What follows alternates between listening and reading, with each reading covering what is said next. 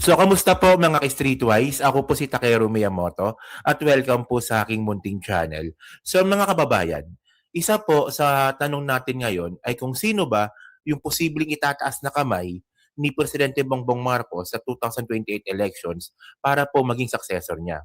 Well, alam naman po natin no, na medyo matagal pa yan. Kasi nga po, 2028 pa yan eh. Pero hindi po talaga natin maiwasan na mag-worry kasi nga po, ang gusto po natin is continuity. Kung ano po yung magandang nagawa po ni PBBM ngayon ay mapagpatuloy para po sa bayan po natin. At syempre po mga ka-Streetwise, no, sa sitwasyon po natin ngayon, hanggang ngayon po, no, wala pa rin po kasing malinaw eh, na kung sino pa yung posibleng itataas na kami ni PBBM. Kasi marami, posibleng si Gibo, posibleng si, sabi nila si First Lady daw, sabi naman ng iba, magkakaroon daw po ng Unipink, posibleng kumuha daw po ng presidential sa kakampink or sa mga yellows, 'di ba? Pero ngayon, ang nakita po kasi natin mga ka-Streetwise, no, meron pong isang individual dito na nagpaparamdam na posibleng isa po siya sa mga choices na pagpilian nga po ni PBBM para po maging successor niya sa 2028 elections. So gusto ko lang malaman kung ano yung magiging pulso niyo dito, no?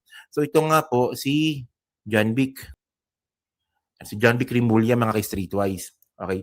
So ito mga kababayan, no, ito po yung statement niya sa interview niya kay Karen Davila.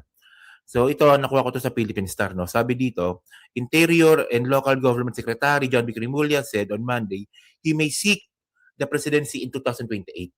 Ay, John Vic. Okay, so ngayon, para malinaw, no, reaksyonan po natin kung ano man yung mga sinabi niya dito po sa interview niya kay Karen Davila. Okay. Lakihan natin yung mukha ko para hindi tayo makapiright, no? So ito, panoorin natin ito mga kababayan, no? Lakihan natin. Yan, okay. For president. Oh my God, where did that come from? 2028. That was a curveball. Because you are a name that is being mentioned as a possible candidate of this administration. I mean, I'll be honest, you know, there's Cavite, so that's a bailiwick. You're a cabinet secretary. Actually, mga kababayan, no, yung baluarte po talaga niya ni Rimulya is Cavite.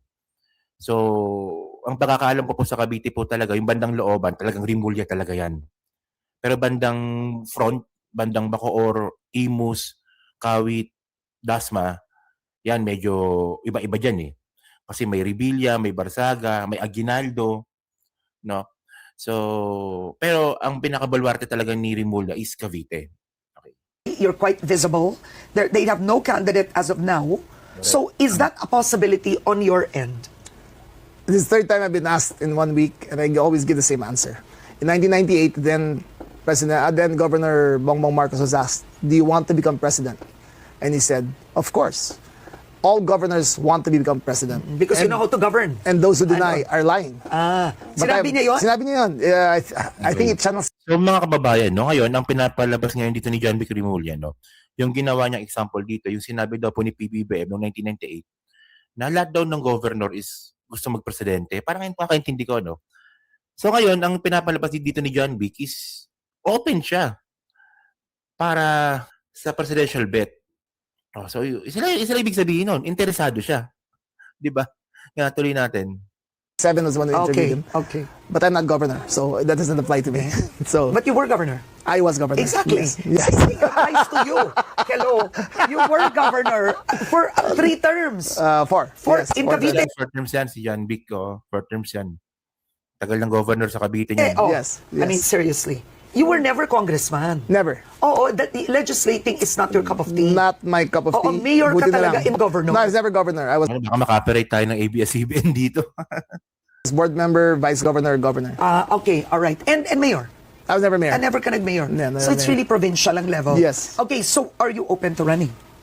It's a possibility. Okay, what No factors? conclusion yet, but it's a possibility. Okay, but what are the factors that you would want to see? Okay, putulin natin doon. Baka makapirate na tayo ng ABS eh.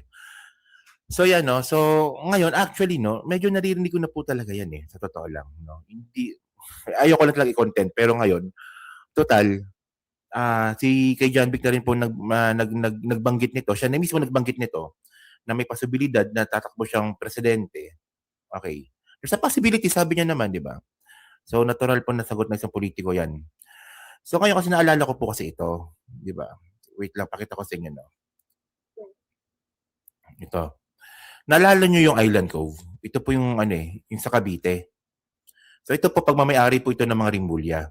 Tira nyo to Okay. So, ito, nabalita ito nung June 25, 2018. So, matagal na, di ba? Island Cove shutdown operations by July. So, itong Island Cove, mga kababayan, ito po yung nasa Kawit ata to, no? Kawit. Boundary ng Bacoor tsaka Kawit ito eh. Yung isla po doon, pagmamayari po yun ng mga Rimulya. So, magandang resort po yan. Actually, hindi po nakakapunta dyan, pero maganda daw dyan, sabi. So, so sabi dito, no? Okay. In a statement from ICHLP management team on Monday, Island Cove with Gilbert Rimulya as managing director o yung reporter Gilbert Rimulya, no, formally announced after 20 years of providing world-class leisure, recreation and celebrations, IHLP will close its doors and cease operation on July 28, 2018. So, kukwento ko na lang po yung nangyari dito. Okay. So, ito nga po, no, nung binenta nga po nila ito, noong 2018, ang nakakuha po nito is mga Chinese. Ginawang Pogo. Okay. So, wala naman pong rektang ebidensya na ang mga Rimulya ay sangkot sa Pogo. Pero talagang naibenta lang talaga nila ito sa mga operator ng Pogo. Pero by the way, no, ang intriguing kasi dito ito sa bandang baba, no. Sabi dito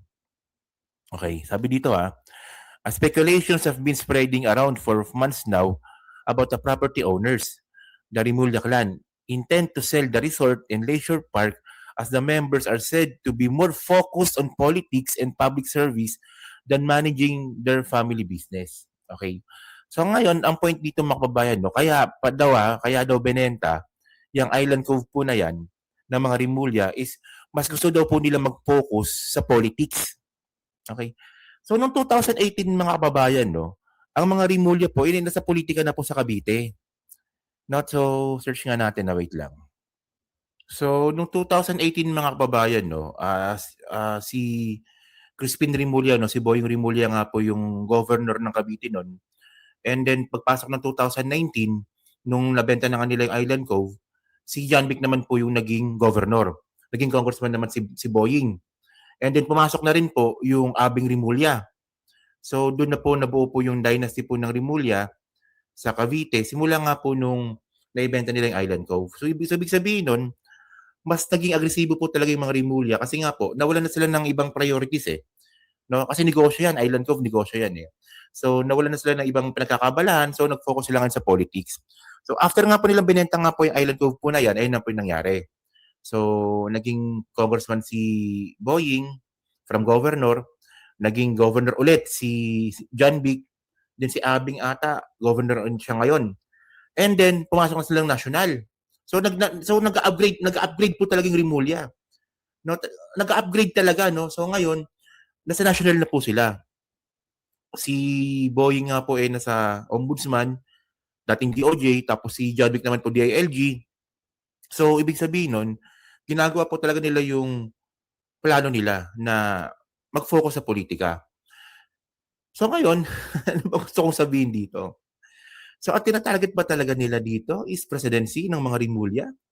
Kasi the first place mga kababayan, no, ito yung makikita mo yung naka-structure na kasi eh. Tingnan nyo sino ba yung pinakamalupit nilang makakalaban? Actually si Sara naman. Sa ngayon si Sara.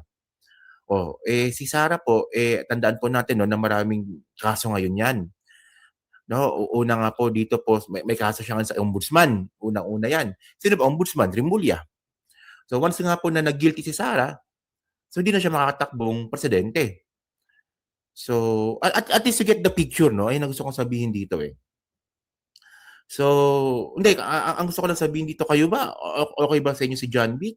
Kung sakali bang si John Vic Rimulya yung itataas na kami ni Presidente Bongbong Marcos? Di ba?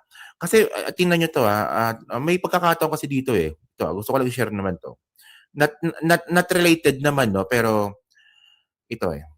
Isang beses po kasi na-criticize din po yan si John Vic. Ito no. So, John Vic, dumepensa versus controversial, walang pasok post. Okay. So, nag-post kasi si John Vic Rimulya nang walang pasok. So, ang sinabi niya dito, ito, ano ba yun? Ito. Lakayan natin Yan. Mga abangers, sabi niya ganyan. Sarap ng bogji ko sa kabusugan ay nakaidlip ng sandali.